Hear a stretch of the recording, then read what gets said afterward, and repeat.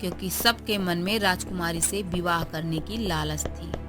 देख रहे हो भोला भाई, इतनी भीड़ महल की तरफ तेजी के साथ चली जा रही है। हर एक आदमी के मन में बस राजकुमारी को पा लेने का ख्वाब बसा हुआ है। हाँ, देखो कि किसकी किस्मत चमकेगी आज। भोला को अभी भी वहाँ खड़ा देखकर राजकुमारी जी चौंक जाती हैं। अरे तुम गए नहीं?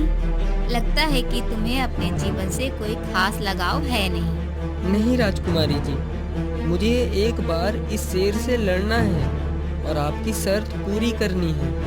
और जहाँ तक रही जीवन की बात, तो मेरे जीवन में वाकई में कुछ ऐसा है ही नहीं जिसके लिए मुझे जीने की बहुत ज्यादा चाहत हो। क्या वाकई में? ठीक है, फिर आओ उस शेर के पिंजरे में और आजमा लो अपनी किस्मत को। एक गांव में भोला नाम का एक लड़का रहता था। भोला बहुत गरीब था और जब वह केवल 17 वर्ष का था, उसके माँ बाप की मृत्यु हो गई थी। आज तक भोला ने सिर्फ दुख ही झेले थे और उसकी जिंदगी में सब कुछ उल्टा ही होता रहता था। उसके पिता के मरने के बाद में एक दिन निरंजन सेठ ने भोला से कहा, भोला के बच्चे, तेरे पिता ने मुझसे बहुत सा कर्ज लिया था। अब वो तो मुझे कर्ज वापस किए बिना ही ऊपर चला गया। तू बता, मुझे कैसे वापस पैसे लौटाएगा? सेठ जी, आप तो जानते हैं मेरे पास कुछ भी नहीं है। मैं किस तरह आपको आपका धन लौटा पाऊंगा? ले देकर बस मेरे पास एक झोपड़ी है जिसमें मैं रहता हूँ। उस पुरानी झोपड़ी का मैं क्या करूँ? अगर तेरे पास पैसे नहीं हैं, तो तुझे उम्र भर मेरे खेतों में मजदूरी करनी पड़ेगी, तभी जाकर तेरा कर्ज चूकेगा। और इसके मैं तुझे पैसे भी नहीं दूंगा। दिन भर वह मजदूरी करने के बाद निरंजन सेठ भोला को सिर्फ रात का खाना ही देता था। ऐसे ही कुछ साल बीत जाते हैं और भोला 25 वर्ष का हो जाता है। एक दिन सुबह सुबह भोला को उठने में जरा सी देरी हो जाती है, तो वह जल्दी से निरंजन सेठ के खेतों की तरफ भागता है। अरे बाप रे, उठने में इतनी देर कैसे हो गई? जल्दी से खेत पहुंचता हूं, वरना सेठ जी बहुत ज्यादा गुस्सा करेंगे।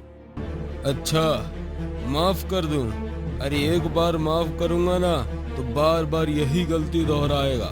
सजा तो तुझे मिलनी ही चाहिए। तू क्या चाहता है? तू घर में आराम करे और मैं खेतों में काम करूं? रुक, अभी बताता हूं तुझे। इतना कहकर सेठ भोला को बेरहमी से पीटने लगता है। वैसे तो भोला हमेशा ही मार खा लेता था, क्योंकि उसे लगता था कि सेठ जी के अलावा उसका इस दुनिया में कोई भी नहीं है। लेकिन आज भोला सेठ जी को जवाब देते हुए कहता है, बस करिए सेठ जी, कितना पीटेंगे? रात में आपने ही तो मुझसे खेतों में देर तक काम करवाया, इसलिए मुझे घर लौटने में देरी हुई थी और इसी वजह से मैं सुबह जल्दी उठ नहीं पाया। तो भला इसमें मेरी क्या गलती है सेठ जी? सेठ जी भोला का जवाब सुनकर बौखला जाते हैं। तो तू क्या कहना चाहता है भोला? गलती किसकी है, मेरी? अरे तू तो अपने माँ बाप को ही खा गया और अब मेरे टुकड़ों पर पलकर मुझसे ही जवान लड़ाता है। जा निकल जा मेरे खेतों से। जब भूख से मरेगा तब आएगा लौटकर वापस मेरे पास। सेठ की ऐसी कड़वी बातें सुनकर भोला की आंखों में आंसू आ जाते हैं। ठीक है सेठ जी, मैं जा रहा हूँ। भोला का हाथ साधु बड़े ध्यान से पढ़ने लगते हैं। वाह, ऐसी लकीरें तो मैंने आज तक सिर्फ राजा महाराजाओं के हाथ में देखी है बेटा। तुम तो बहुत तकदीर वाले हो। बेटा तुम चिंता मत करो, तुम्हें जल्द ही मेरी बातों पर यकीन हो जाएगा। मेरे ख्याल से तुम्हें यहाँ से उत्तर दिशा की तरफ जाना चाहिए और यह फल अपने साथ ले जाओ, रास्ते में तुम्हारे काम आएंगे। आप बस मुझे आज रात गुजारने के लिए थोड़ी सी जगह दे दीजिएगा। अच्छा ठीक है, तुम यह सब मिठाई के डब्बे संभालने में मेरी मदद कर दो। मैंने मेरे निकम्मे बेटे धीरज को कितना बुलाया, वह मेरी मदद करने आया ही नहीं। अरे पिताजी, ये किस भिखारी को उठा कर ले आए हैं आप? तमीज से बात करो धीरज, यह भोला है, आज रात यह यहीं रुकेगा। क्या खुशबू है चाय की, वाह! अरे तूने तो मेरा दिल ही खुश कर दिया भोला। अरे ऐसे तो सिर्फ मेरी पत्नी ही मुझे नाश्ता बनाकर खिलाया करती थी, तूने तो मुझे उसकी याद दिला दी है। और हाँ, ये क्या सेठ सेठ लगा रखा है? एक काम कर, तू मुझे चाचा कहकर बुलाया कर। हाँ। पन्ना लाल की यह बात सुनकर भोला को बहुत अच्छा लगता है। वह खुशी से कहता है, ठीक है पन्ना चाचा। अरे धीरज, अरे उठ जा, देख भोला ने कितना अच्छा नाश्ता बनाया है, खुशबू से सारा घर महक उठा है। पन्ना लाल के कहने पर धीरज उठ जाता है। तीनों नाश्ता करने बैठे ही थे कि उन्हें बाहर से ढोल की आवाज सुनाई देती है। अरे ये कैसी आवाज है चाचा? अरे बेटा, लगता है महल के सैनिक गांव वालों के लिए कोई संदेशा लाए होंगे। वही इसी तरह ढोल बजाकर सबको बुलाते हैं। चलो हम भी चलकर देखते हैं। पन्ना लाल और भोला बाहर जाकर देखते हैं तो वाकई महाराज के महल के कुछ सैनिक जोर जोर से ढोल बजाकर सबको बुला रहे थे। जब सब गांव वाले वहां इकट्ठा हो जाते हैं तो एक सैनिक बोलता है, सुनो गांव वालों, राजकुमारी सुमित्रा अपने विवाह के लिए उचित वर ढूंढ रही हैं। जो भी गांव वाला उनकी शर्त पूरी करेगा, महाराज उसका विवाह राजकुमारी सुमित्रा से करवा देंगे और राज्य भी उसी को सौंप दिया जाएगा। आप में से जो भी राजकुमारी सुमित्रा की शर्त को पूरा करना चाहते हैं, वह कल सुबह महल में पहुंच जाइएगा। सैनिक की एक ऐसी बात सुनकर गांव वालों में अफरा तफरी ही फैल जाती है। कई नौजवान राजकुमार बनने की लालच में राजकुमारी की शर्त पूरी करने का फैसला कर लेते हैं, जबकि उन्हें यह तक नहीं पता था कि राजकुमारी की शर्त क्या थी। बताओ, सभी लोग अब राजकुमारी की शर्तों को पूरा करने का सपना देख रहे हैं। ना जाने वो कौन खुशनसीब होगा जिसकी तकदीर बदल जाएगी। धीरज, अरे क्यों ना तू कल महल में जाकर एक बार अपनी किस्मत आजमा ले। हालांकि बहुत मुश्किल है, पर क्या पता रानी तुझे पसंद ही कर ले। अरे ठीक है पिताजी, मैं कल चला जाऊंगा। अरे क्या मालूम, राजकुमारी मुझे देखते ही शर्त वर्त सब भूल जाए और मुझसे विवाह करने के लिए तैयार हो जाए। उनका मुझ जैसे नौजवान पर फिदा होना कोई बड़ी बात तो नहीं है। ख्याली पुलाव पकाना तो कोई तुमसे सीखे बेटा। असल जीवन में बिना कठिन परिश्रम के हमें कुछ भी नहीं मिलता है। हाँ जी हाँ, आपने बिल्कुल सही कहा चाचा। मैंने भी जीवन में यही सीखा है। हाँ तो भोला, तुम भी कल इसके साथ महल चले जाना। क्या पता तुम्हारा भी भाग्य चमक जाए या फिर तुम्हें वहाँ कोई नौकरी मिल जाए। हाँ चाचा, मुझे अपनी किस्मत पर तो बिल्कुल भी भरोसा नहीं है। कहाँ राजकुमारी और कहाँ मैं। लेकिन हाँ, शायद मुझे वहाँ कोई नौकरी जरूर मिल जाए। अगले दिन भोला धीरज के साथ महल जाने के लिए निकल जाता है। वह देखता है कि गांव के कई लोग महल की तरफ जा रहे थे, क्योंकि सबके मन में राजकुमारी से विवाह करने की लालच थी। देख रहे हो भोला भाई, इतनी भीड़ महल की तरफ तेजी के साथ चली जा रही है। हर एक आदमी के मन में बस राजकुमारी को पा लेने का ख्वाब बसा हुआ है। हाँ, देखो कि किसकी किस्मत चमकेगी आज। थोड़ा चलने के बाद सभी गांव वाले महल की सभा में पहुंच जाते हैं। वहां पर महाराज महारानी अपनी बेटी यानी राजकुमारी सुमित्रा के साथ बैठे हुए थे। जैसे ही सभी गांव वाले और साथ साथ दूसरे राज्य के कई लोग उपस्थित हो जाते हैं, राजकुमारी कहती हैं, आप सभी मेरी बात ध्यान से सुनिए। जैसा कि मैंने कहा था, मेरी एक शर्त है और उसे जो भी पूरा करेगा मैं उससे विवाह कर लूंगी। तो क्या आप सब मेरी शर्त पूरी करने के लिए तैयार हैं? उतने में ही एक आदमी कहता है, हाँ राजकुमारी जी, हम सब तैयार हैं। आप सबने तो हमारे महल के पालतू शेर के बारे में सुना ही होगा। वो इस पूरे राज्य तो क्या, आसपास के सभी राज्य में सबसे खूंखार है। आप में से जो भी मुझसे विवाह करना चाहता है, उसे हमारे शेर से लड़ना होगा और उसे हराना होगा। लेकिन ध्यान रहे, उसे एक खरोच तक नहीं लगनी चाहिए। आपको उसे इस तरह से हराना है और अपने बस में करना है जिससे वह खुद ब खुद आपके सामने घुटनों पर बैठ जाए। जैसे ही सभा में उपस्थित सभी लोग राजकुमारी की ऐसी शर्त सुनते हैं, आधी सभा तो अपने आप ही खाली हो जाती है। कई गांव वाले तो अपने घर वापस लौट जाते हैं। धीरज भी डर के मारे वापस लौटने लगता है, लेकिन भोला उसे रोक लेता है। अगर आप यहाँ तक आए हैं तो आपको एक बार कोशिश तो करनी चाहिए ना। जरूर राजकुमारी ने ऐसी शर्त इसलिए रखी है क्योंकि इसके पीछे कुछ राज हो सकता है। अरे नहीं नहीं, मैं पागल थोड़ी हूँ जो जानबूझकर शेर के पिंजरे में कूद जाऊंगा। अरे नहीं। भोला और धीरज भीड़ में काफी पीछे खड़े थे, इसलिए उन्हें राजकुमारी ठीक से दिखाई नहीं दे रही थी। लेकिन जैसे ही सभा खाली होने लगती है, भोला को राजकुमारी सुमित्रा दिखाई देती हैं।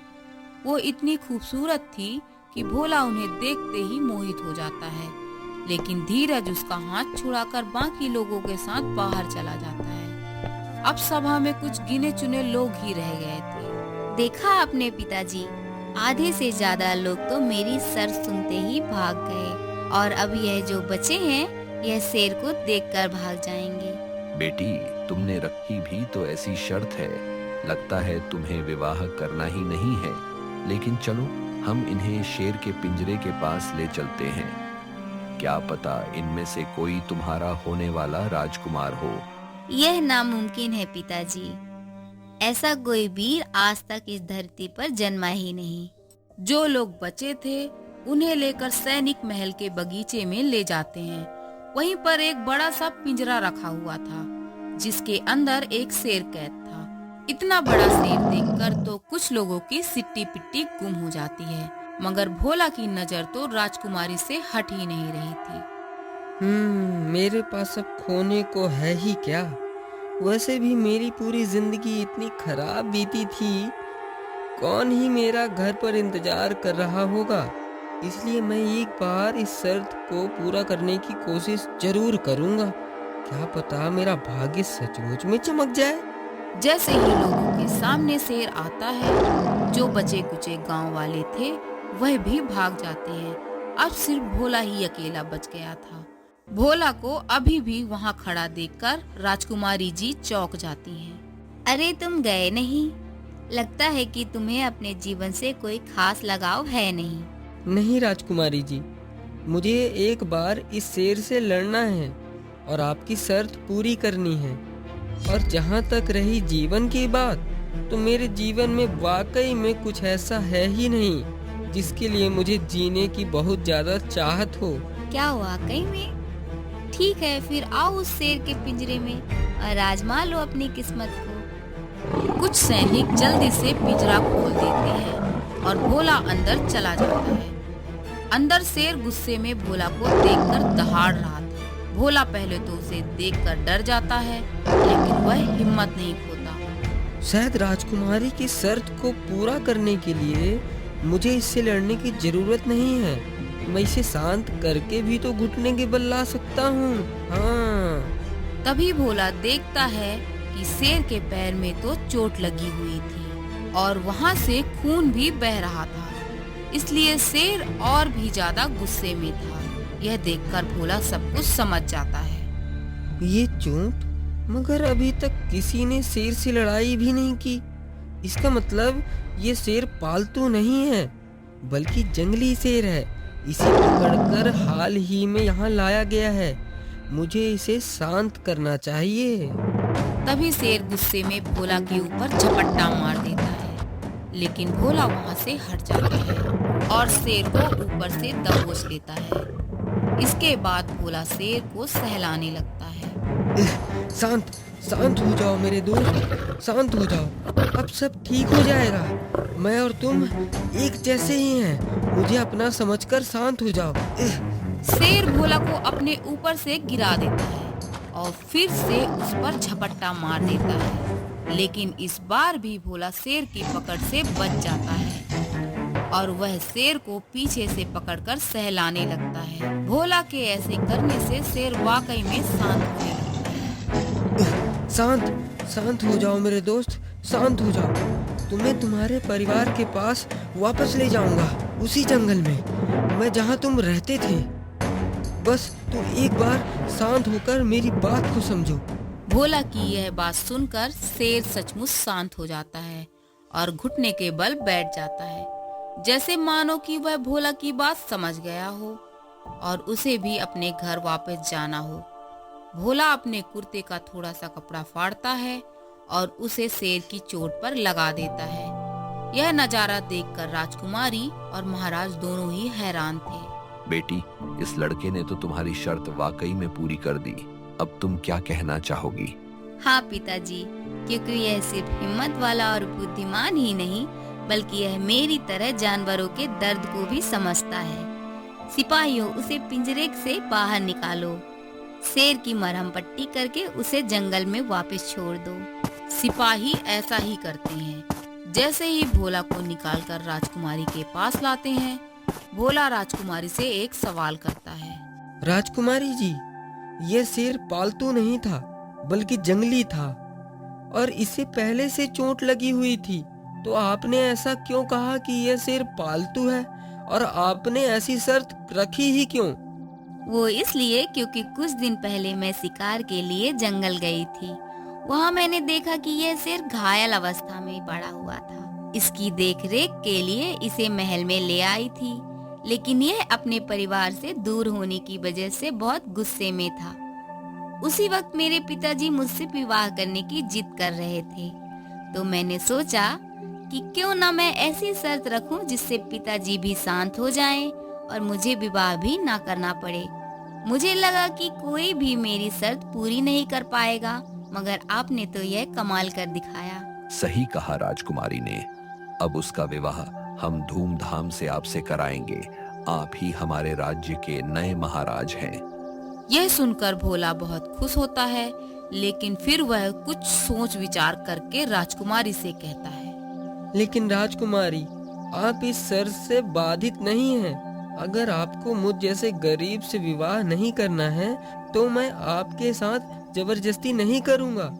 भोला की यह बात सुनकर राजकुमारी मुस्कुराते हुए कहती है, ऐसा बिल्कुल नहीं है। मुझे अपने पति में जो खूबियाँ चाहिए थी, वह सब आप में है। इसलिए तो मैं आपसे खुद विवाह करना चाहती हूँ। फिर क्या था, राजकुमारी सुमित्रा का विवाह धूमधाम से भोला से हो जाता है। यह खबर सुनकर भोला का पुराना मालिक निरंजन भोला के पन्नालाल चाचा तो बड़े खुश होते हैं।